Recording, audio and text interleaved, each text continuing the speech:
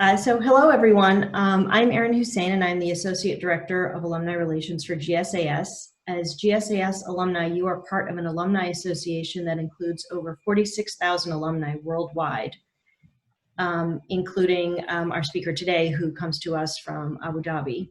I am so glad to be connecting with all of you through this forum today. Welcome to episode 8 of GSAS Conversations in Virtual Form. I want to welcome back anyone who has joined us for prior conversations. We have traveled with GSAS alumni to Wall Street, medieval Europe, the press room of the White House, newly quiet urban centers, the new JFK Terminal 1, and the vineyards of Italy, and most recently, Las Vegas for the World Series of Poker. Today, I want to welcome Aakanksha Tangri, who earned the MA in South Asian Studies in 2014. She has worked as a journalist for Vice News and CNN's Fareed Zakaria GPS. In 2019, she launched Reset with the goal of creating a safe, inclusive space to collect stories and reporting on the issues of mental health and inclusion. And for this, she was recently named to the Forbes Middle East 30 Under 30. Today, she will introduce us to Reset and speak about the impact of COVID-19 on education, mental health, and gender equality. Please note, although you'll be muted throughout the presentation, we encourage you to ask questions through the chat function, and we will ask Aakanksha as many of your questions as time allows. So with that, I introduce Aakanksha Tangri. Thank you. Thanks so much, Erin. I'm so thrilled to be back on campus, even if it is virtually. Let me just share my screen. Okay.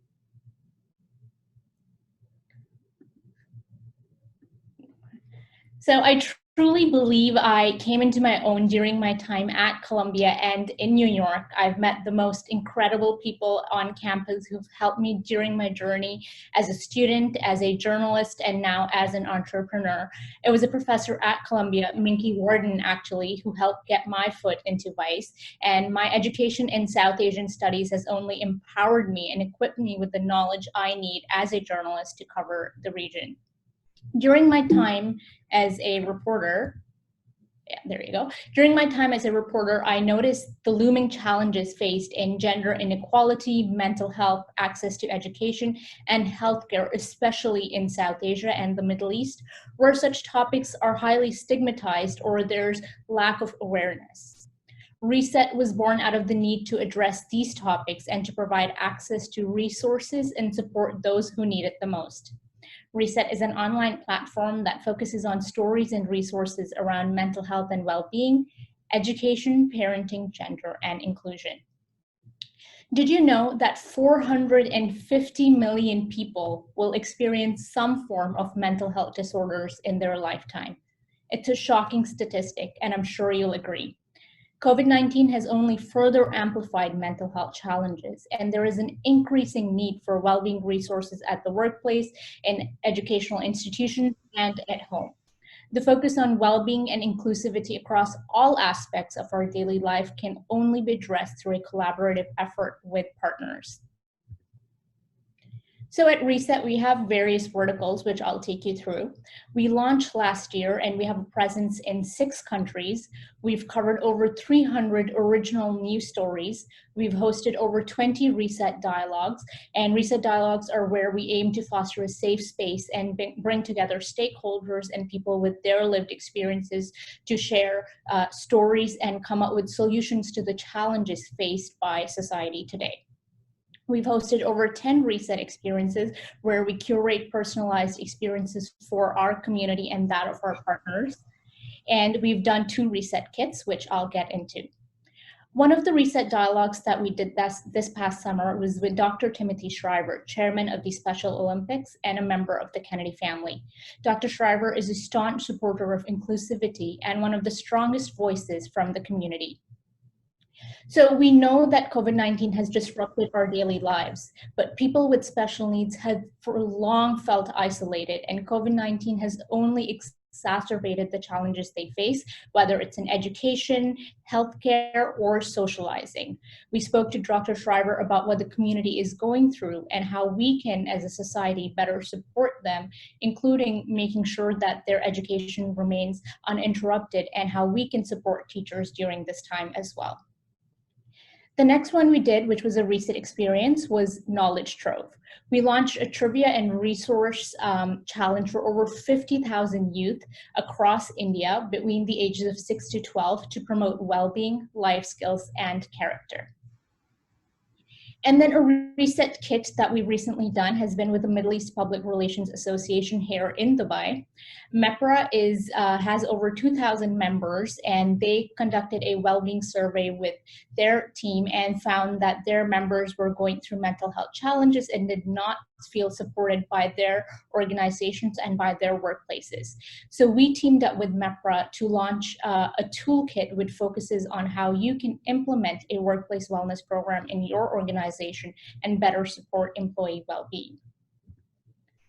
The next Reset Dialogue that we did, and I'm actually really proud of this one, has been a partnership with the Observer Research Foundation to host a series of panels and co-author a research paper on COVID-19's impact on young people in India and the UAE.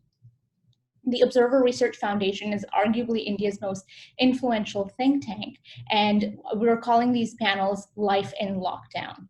And India and the UAE are close allies. They have a lot of synergy, and they have a growing youth population. But their COVID-19 trajectory has been completely different. While UAE has come out of lockdown and has resumed normal life, large parts of India are now still in their 6th or 7th month of being in lockdown. So the experiences of the youth are now completely different. We're going to be looking at the mental health impact that this is having on young people in the UAE and in India. We're looking at how the youth are socializing and forming new connections because of COVID-19. And we're also going to be looking at the future of the workplace and remote working for large parts of the population in both the countries. The next one we did was where we brought together some of the Middle East's most influential female leaders to come share their experiences, their stories, and how they envision the future of the workplace for the next generation of female leaders.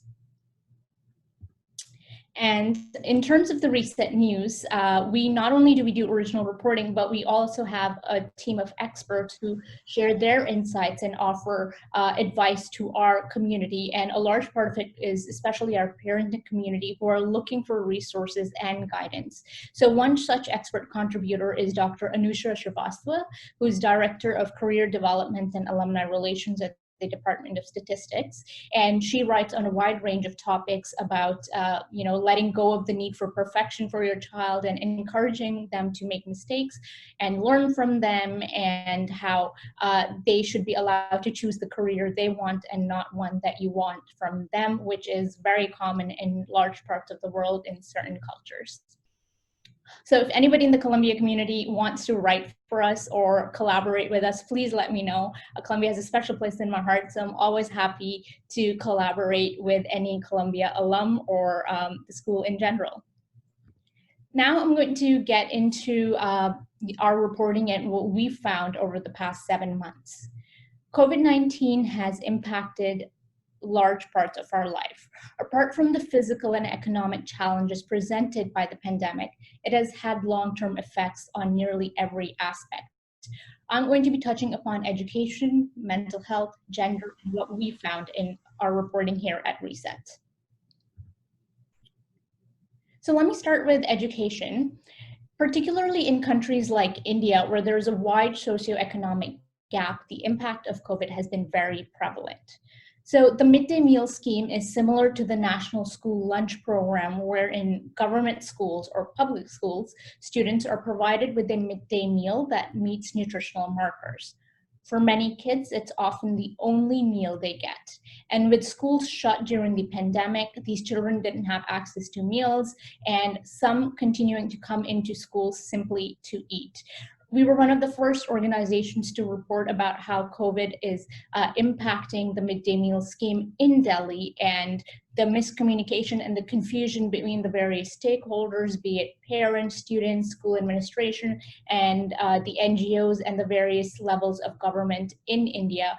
And on the receiving end of all this bureaucratic red tape and miscommunication and lack of communication, frankly, were the students who needed these meals the most.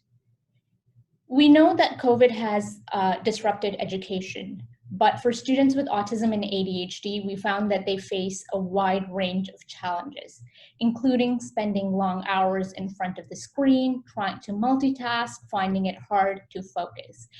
Before the pandemic, some would go to the library or other places on campus to study, but that simply wasn't possible anymore.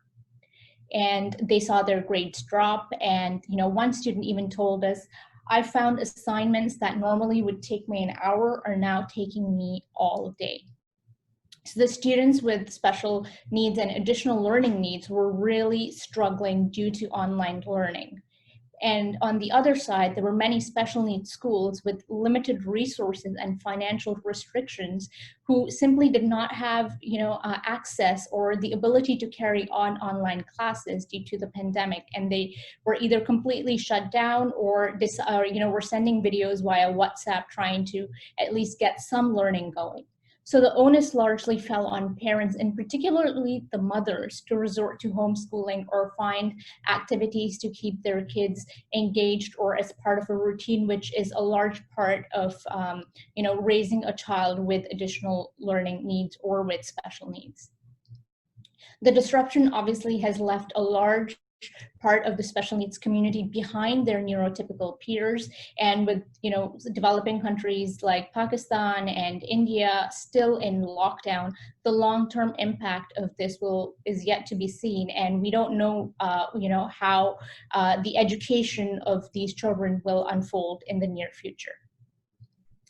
The next one is actually a joint Columbia study about childhood obesity and how the pandemic is impacting them.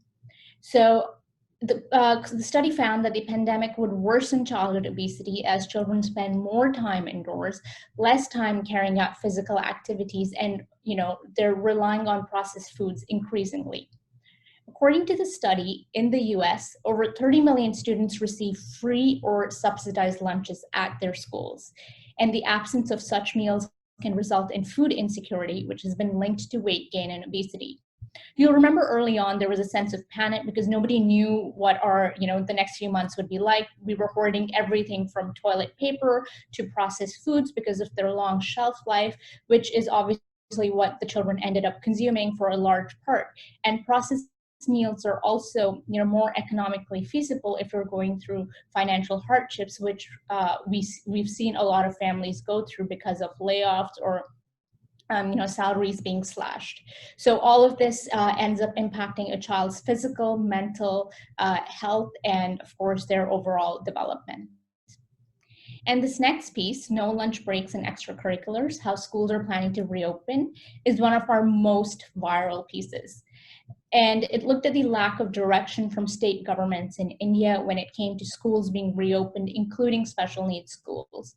In some schools, the administration was resorting to drawing social distancing circles outside on the lawns to teach students, while others were doing away with lunch breaks and extracurricular activities. There was a lot of confusion, and again, a large part of the population did not have access to distance learning, and their education was frankly stranded. And a lot of them come from low-income families where they absolutely need to take the exam, or they absolutely need to graduate from school and can't either defer a year or afford to take a gap year. So our education section looked at all of the various underlying impacts that COVID is having on the education sector. So while we've been focusing on schools, we've also looked at how small businesses associated with the schools are being affected. One of the repercussions of the pandemic has been on small businesses, including school uniform providers, school guards, cafeteria caterers, childcare workers, and private tutors. In our reporting, we found that the financial impact was heavy and often left families with little or no income at all because of school closures.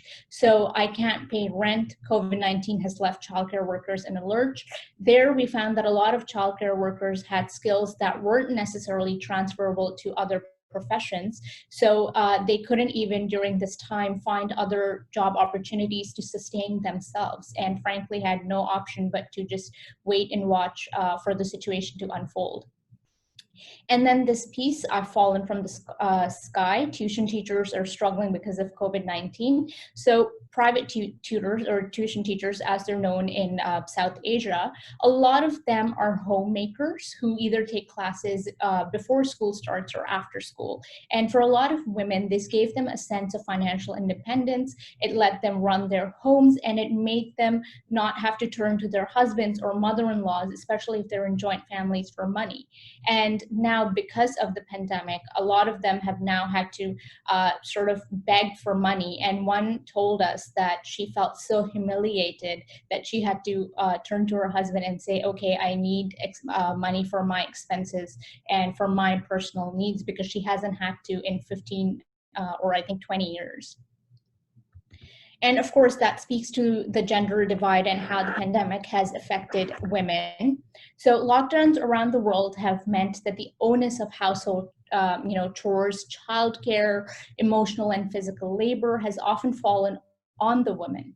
This has taken a toll on their mental health, physical health, and of course, their career. A report by McKinsey and Sheryl Sandberg's Lean In, titled Women in the Workplace, found that 1 in 4 women are considering downshifting their careers or leaving the workforce due to the impact of COVID-19. 1 in 4 women. And it was when we've made all this progress, we've taken steps backward now. Mothers are 3 times as likely as fathers to be responsible for a majority of housework and childcare during COVID-19 as well.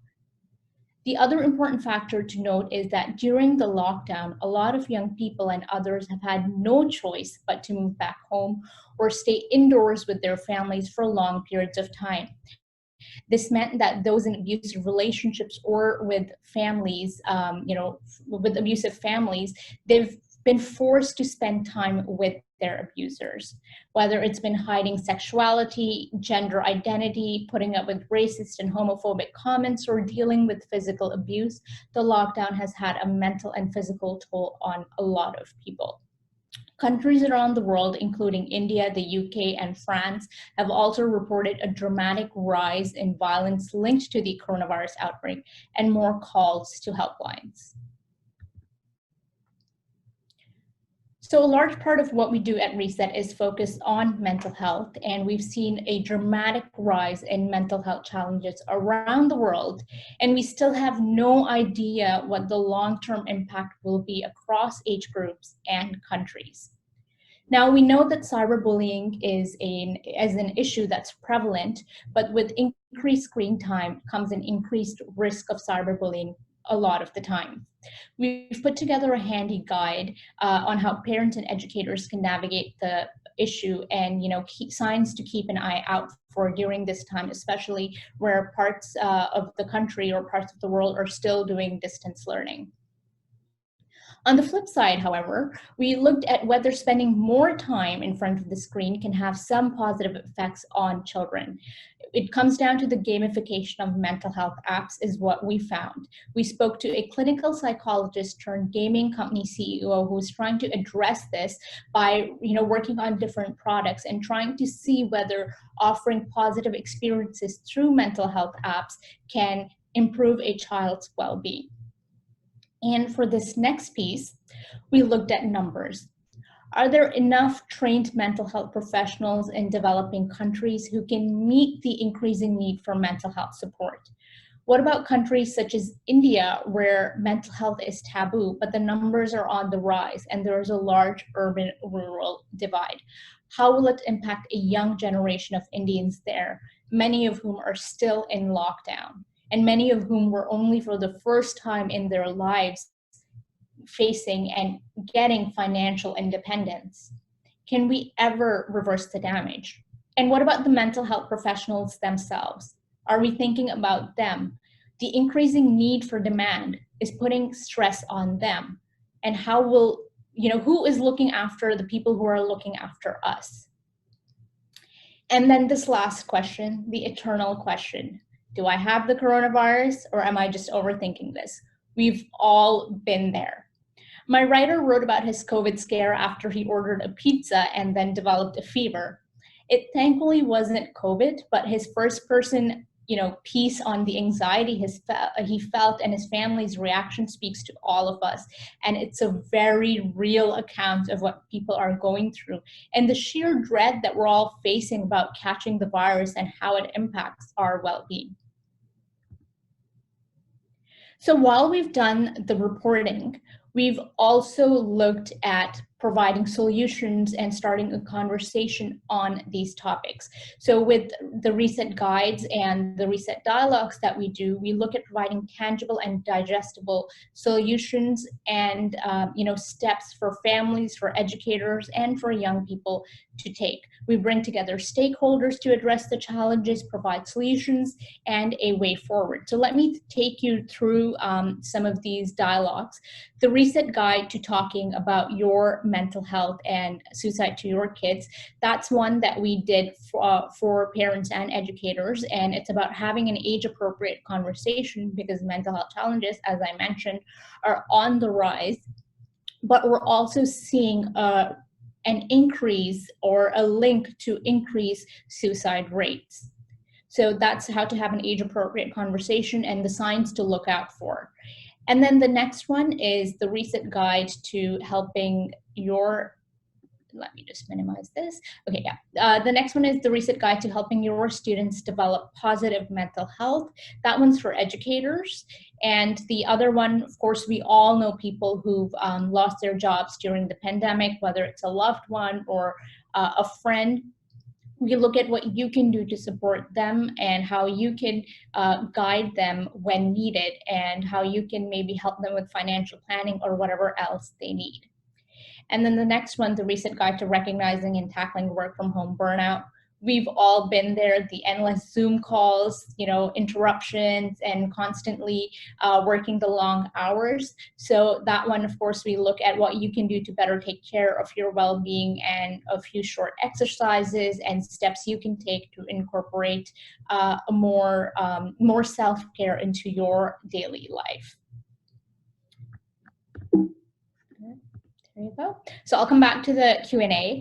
And if you want to read more of our reporting or access our guides or resources, please visit our website, resetfest.com. And my social media producer has made sure that I tell you this. If you are on social media, please follow us at resetfest. We're very active on Instagram. We're on Twitter at reset_your_everyday and Facebook at reset_your_everyday. We also send out weekly newsletters that capture all the latest that you need to know in gender, mental health, education, and parenting. So you can sign up for that as well and for our reset dialogues. I think that's it from my end, Erin. I will hand it over to you now. Oh, you're... Hi, thank you very much. That was very enlightening, if not uplifting. We have a couple of questions. A couple of them are a little bit similar, so I may join them together. One of them has to do with looking at different sorts of countries. So India versus a more affluent country like the UAE. There's also a question about differences with countries with different majority religions. So can you speak to that about what you've seen, what your journalism and what your research has seen on the impacts in an affluent country versus a less affluent country, and maybe a Muslim country versus a majority Hindu country? So in terms of COVID? Yes, I think the question's about the impact on mental health and gender. Yeah, so I think, obviously India has a large population. Many of them live in rural parts, so it is hard to be able to access resources there, or to even get resources there a lot of the times.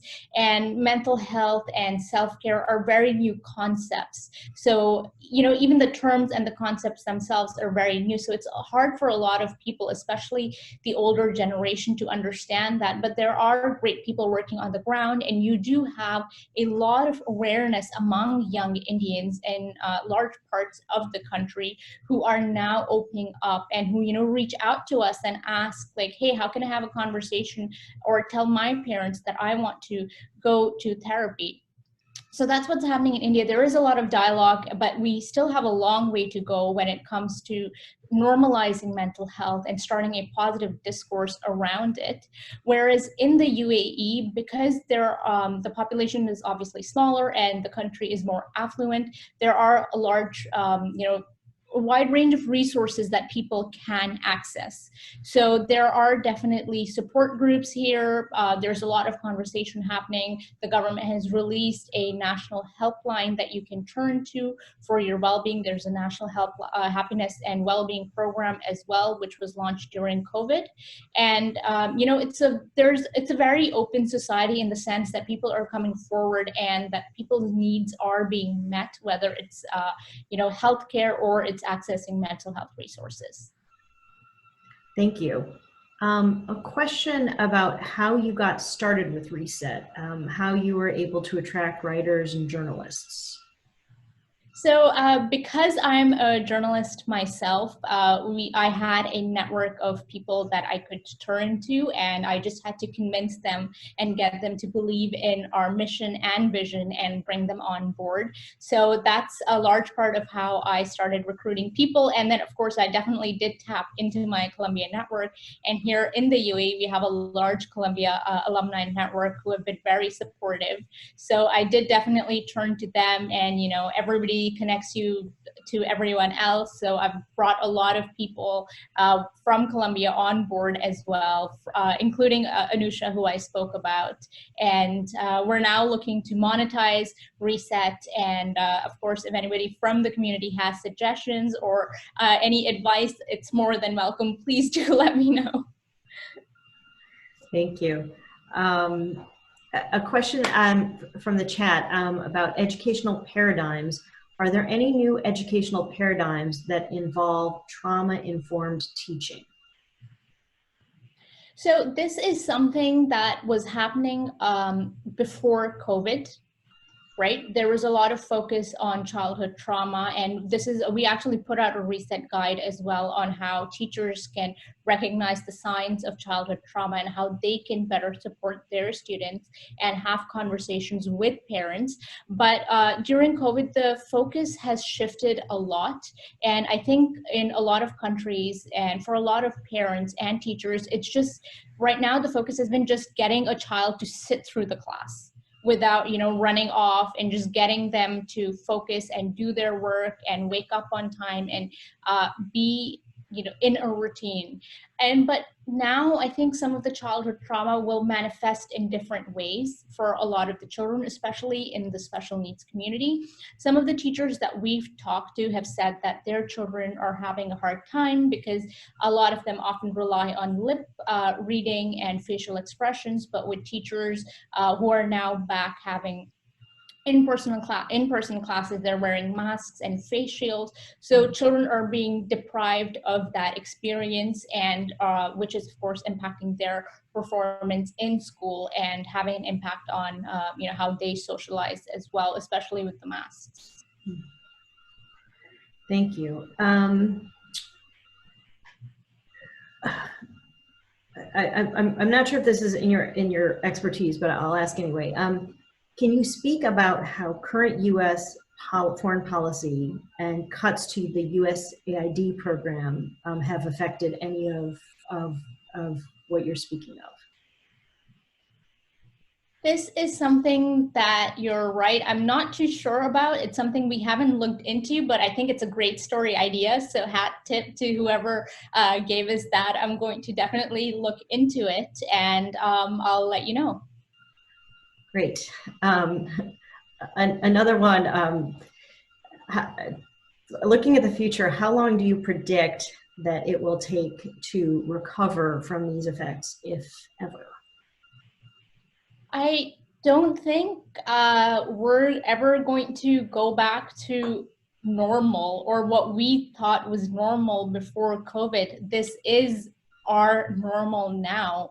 And I think there's going to be, we're going to significantly change as a population where we've taken so many experiences for granted. We've taken so many things, you know, as simple as just going and buying a cup of coffee with a friend for granted. And all of this, we need to socialize as humans. And for countries that are still in lockdown, or just the agony or the anxiety of catching the virus, or even the lingering traumas once you recover from catching the virus, it's all very new to us. And honestly, I can't tell you how long it will take because it is still unfolding. I think it varies from person to person. People with mental health challenges, it can exacerbate them. For a lot of people, they can develop mental health challenges during this time. So it's a situation that's still unfolding, and we have the world's best researchers looking into it, but I don't think anybody has a firm answer yet. Thank you. Another question from the chat. In considerable cases, the mental health issue is at the parent level. When face-to-face schooling is available, teachers and social workers can better identify potential family issues by observing the children. Any thoughts on how this mechanism can still work when distance learning prevails? I think it's parents and teachers have been very busy over the past few months, very understandably. But I think there needs to be time taken aside apart from just getting your child to sit through the class, or for a teacher to have an online class. There needs to be more check-ins whenever possible within the stakeholders, whether it's the school administration, more virtual PTAs, or just grabbing a virtual coffee. If you are having in-person classes, maybe look at how your school can involve the parents, whether it's holding an outdoor session, or spreading it out, or having people come into batches, whatever your state government advises and whatever the guidelines are. But I think there definitely needs to be a focus, and that this should happen and time should be set aside. But again, it's very hard to point fingers and blame people right now, because everybody has their plate filled with a lot of things. So I just think it's one thing after, people have a checklist of priorities, and this is somewhere on there, and they will eventually get to it. But I do hope they get to it sooner rather than later. Thank you. Your current work with Reset is very specific to a specific set of, I'm trying to figure out how to phrase this, but it's very specific to a very specific set of mental health and wellness issues.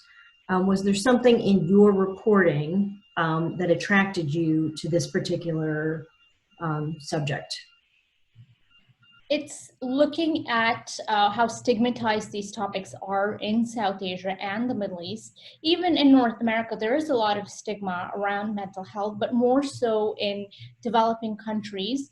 And it was just the sheer need to address that and to start a positive conversation, and to make people realize that they're not any less, or they're not unworthy just because they're going through mental health challenges. There's nothing wrong with them. They're still very capable of living life, and they deserve to be loved, right? And that's missing in the discourse in a lot of these countries. And with Reset, we aim to start a conversation to let people know, to foster a safe space where they can share their concerns, and again, to raise awareness about the topics that and the articles that I've just talked to you about, because a large part of it comes down to the government and policy level as well, and what steps the governments will take to address these challenges. So that's where Reset was born from.